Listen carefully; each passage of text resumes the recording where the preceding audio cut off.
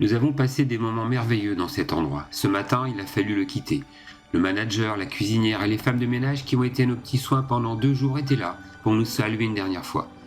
Vivre, même si ce n'est que pour 2 jours dans un lieu si proche et isolé, nous a permis de tisser des liens. La séparation a été difficile et chargée d'émotions.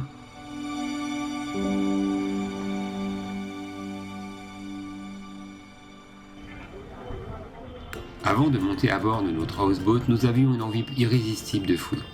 Tout au long de notre trajet, nous avons croisé de nombreuses échoppes proposant des boissons, des poissons et bien sûr des fruits, dont des bananes sous différentes formes, y compris séchées. Ah, c'est bon. Ah, c'est bon.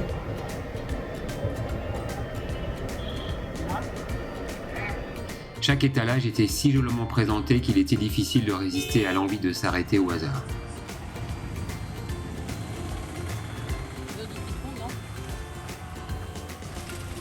Il n'y a pas de citron, les mains.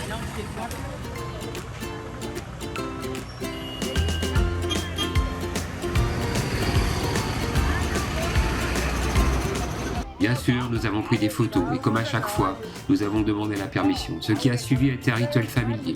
Nous devions nous prendre en photo avec eux, ils allaient chercher la maman, le frère et ainsi de suite. Tu t'appelles comment? D'où viens-tu? Et à chaque fois, cela se passait dans la bonne humeur et avec le sourire.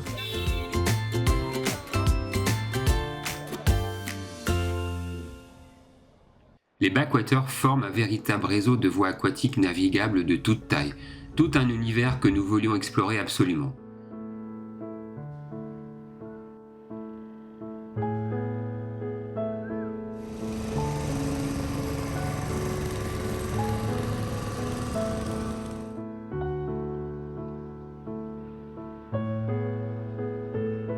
Nous sommes partis de Halapousa. Les backwaters, c'est 80 km. La traversée a lieu à bord de houseboat, des embarcations aménagées où nous avons déjeuné, dîné, dormi et petit déjeuner à bord. Une balade sur les backwaters donne à voir un paysage étonnant, où l'eau, la terre et le ciel se confondent. Sur l'eau, on croise des navires transportant toutes sortes de marchandises, des pêcheurs, des bateaux-bus.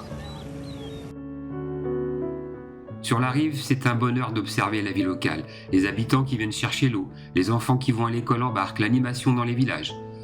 La lumière modifie le paysage selon l'heure de la journée. Mention spéciale pour la fin de l'après-midi, quand les couleurs se font de plus en plus vives avec des reflets changeants.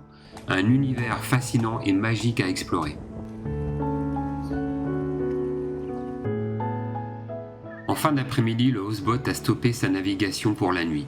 Descendus du bateau, nous avons marché le long de la rive et participé à la vie locale. Ici, un pêcheur est venu vendre son poisson. Une longue discussion a précédé la vente. Une rencontre avec ce monsieur qui vivait avec sa mère. La nuit tombée, nous avons rejoint notre bateau pour cette fin de journée.